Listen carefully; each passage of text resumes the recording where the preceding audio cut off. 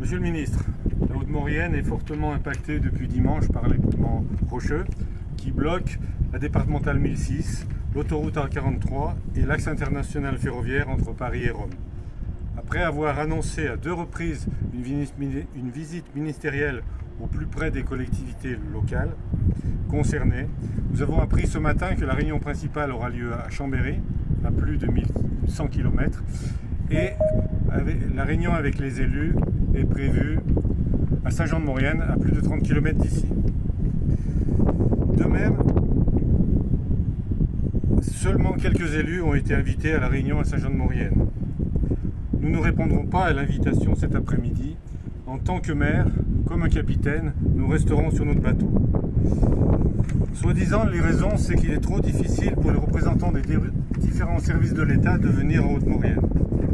Nous ressentons vraiment un manque de considération pour les populations et les élus mauriennais. Visiblement, les problèmes locaux créés par cet événement ne sont pas prioritaires. Nous demandons à être associés aux différentes réunions de crise. Nous voulons un interlocuteur des différents services de l'État pour évoquer les conséquences. Nous demandons un interlocuteur unique pour la SNCF pour évoquer la suite. Nous voulons surtout être entendus par rapport aux solutions envisagées depuis des années et reportées souvent que pour des raisons administratives. Je voudrais aussi faire part du travail des élus et des services des communes, de la communauté de communes et de l'office de tourisme depuis dimanche, de leur mobilisation. Depuis l'accueil en gare dimanche, le fait de régler une circulation anarchique, de répondre aux appels des touristes comme des habitants, la gestion des transports, notamment scolaires, des retours vers les entreprises locales. Monsieur le ministre, c'est de l'avenir de notre vallée que l'on doit parler. Pas à Chambéry, ni à Paris, mais en Haute-Maurienne. Merci de m'avoir écouté. Oui, donc Simon Christian, président de la communauté de communes Haute-Maurienne-Vanoise. Je suis surtout inquiet pour nos entreprises, tous les sociopros et surtout les boîtes de TP qui ne peuvent plus circuler. Pour vivre, ils font des efforts monumentaux, ils ont beaucoup de travail sur le bas de la vallée, et là ils ne peuvent plus circuler.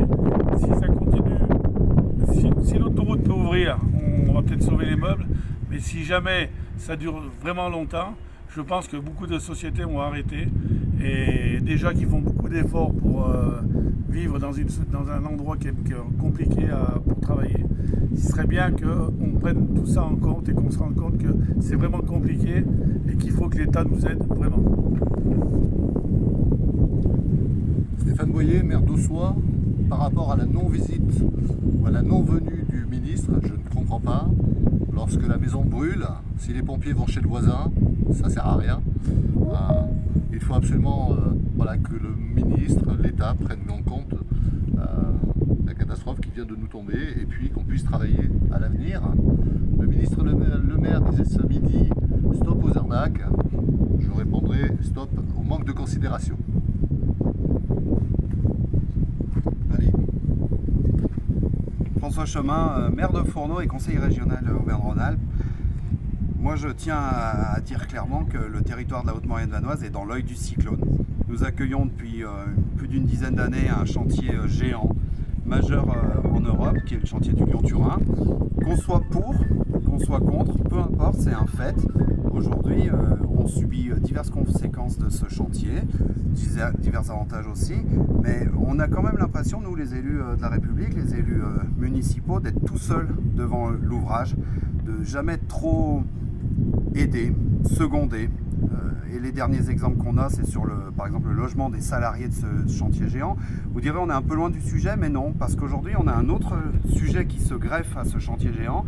Et là aussi, on a l'impression qu'on n'est pas spécialement entendu, pas spécialement écouté, pas spécialement secondé. Donc un peu plus de considération pour les élus de la République, un peu moins de démission des élus de la République, ça va ensemble. Merci.